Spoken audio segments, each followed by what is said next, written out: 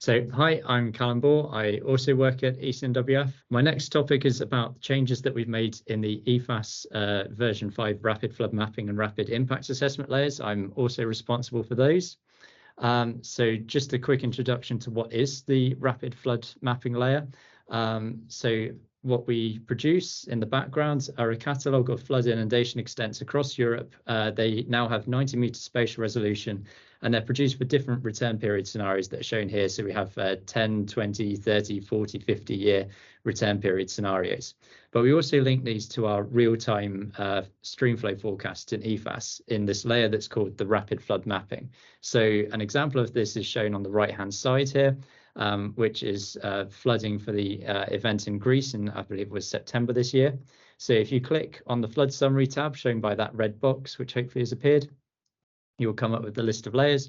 If you select the rapid flood mapping layer there, you should see something like this. So what this, how this is done is that the streamflow forecast has predicted a flood in this area. It could be, for example, a 100-year return period scenario.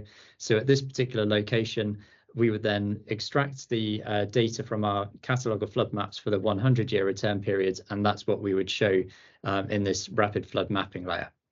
So what's new in EFAS version 5? Firstly, we've used a different terrain data to generate those flood maps, so that we now use this Merit Hydro DEM. Before we were using one produced by Copernicus.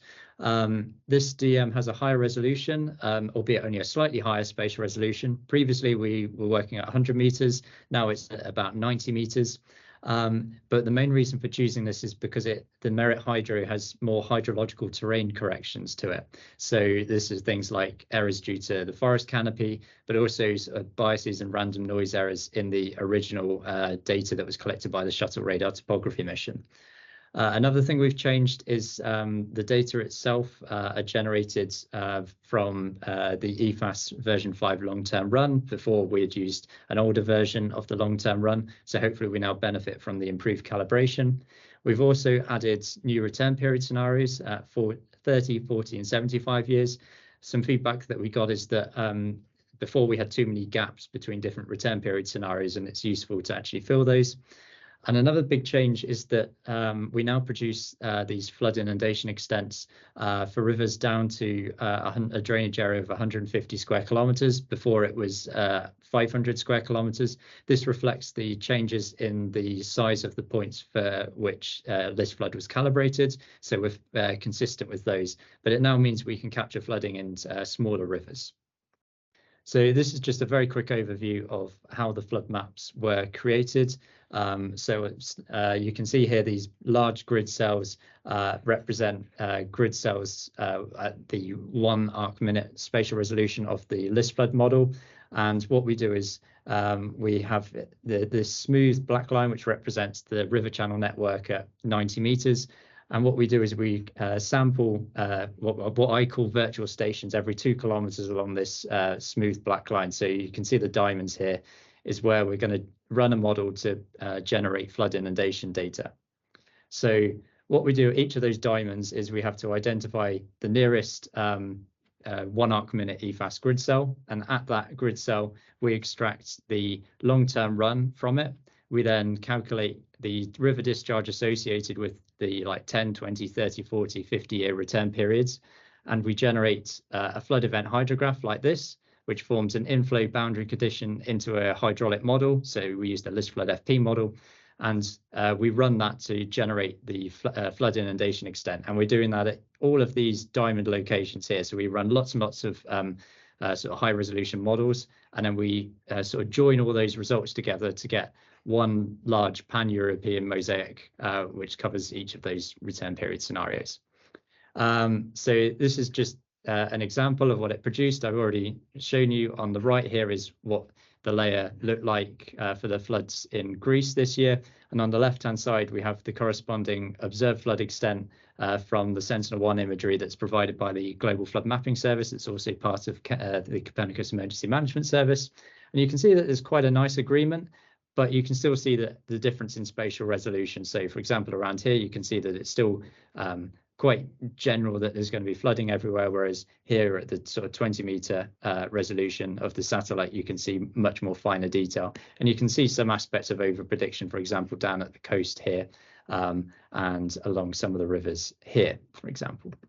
So just to then go on about some of the limitations of this product, we firstly only produce it for a minimum return period scenario of 10 years. So anything lower than that, we really need to represent the channel bathymetry, and we don't have that. So if it's a smaller event, let's say around a 5-year return period where it's only just going out of bank, unfortunately, we don't have information about that. We don't explicitly represent the protection offered by flood defences.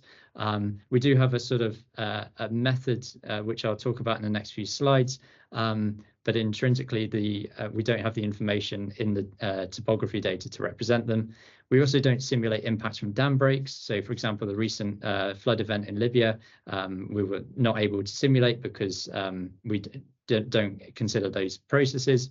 And there's also the possibility of degraded performance in urban areas due to uncertainties in the topography.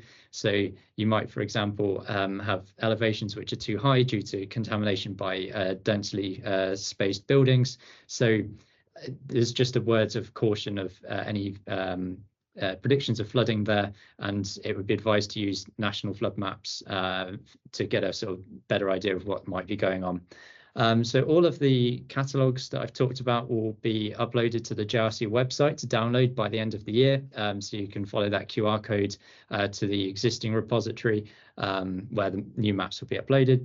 And then you can access the real-time rapid flood mapping layer through the EFAS web viewer and the WMS web services, but only for EFAS partners, although after the 30-day embargo, you can then view them. And further information about the products are available on the wiki. Then just changes to the rapid impact assessment. So this is linking the rapid flood mapping shown in the blue here into potential impacts. The layer itself is also in the flood summary tab. You just need to click on rapid impact assessment. And what we do is we overlay this rapid flood mapping with exposure information such as population and critical infrastructure. And we aggregate that at the NUTS level 2 administration regions to say how many people might potentially be affected in a given region. So if you click on one of these shaded polygons, so this red one here, you end up with a pop-out table, which gives you an impact matrix showing you the likelihood of flooding and the potential impact, i.e. number of people. And when you scroll down that pop-up table, pop-up window, you get a table as well, which summarizes the exposure information. So I mentioned that we try to do a simple way to account for flood defenses. So we use the FlowPros data set, where it tells us in a given administration region the level of protection offered by flood defences. So, for example, if there was a 100-year return period flood defence available in a given region and we were predicting flooding of only 20 years, then we would say, well, no one's going to be affected. But just in case that's not correct, we also just ignore flood defences and have this unprotected scenario. And so it summarises key things like the population affected, land surfaces affected, number of settlements, airports, etc. What's new in EFAS version 5 is we use the latest data from the global human settlement layer, valid for the year 2020. We also have new affected critical infrastructure, such as power plants, dams, refugee camps, and airports affected. This all comes from OpenStreetMap. And we've also added a new table which summarises information about the flood event itself. So, for example, when is the estimated peak, how long may the flooding last, and what's the protection level of the flood defence. So this can all be quite helpful information if wanting to summarise an event quite quickly. So just to wrap up, everything that myself and my colleagues have presented just now is available on the EFAS documentation, particularly on the wiki site. So if you go onto the EFAS webpage, you'll notice on the orange banner on the top right, if you click on this EFAS wiki link, you'll be taken across to the wiki pages at this URL, or also the QR code at the top right. And if you have any other questions or need support, so please do let us know. Fill in the feedback form at this link. Again, click the scan the QR code.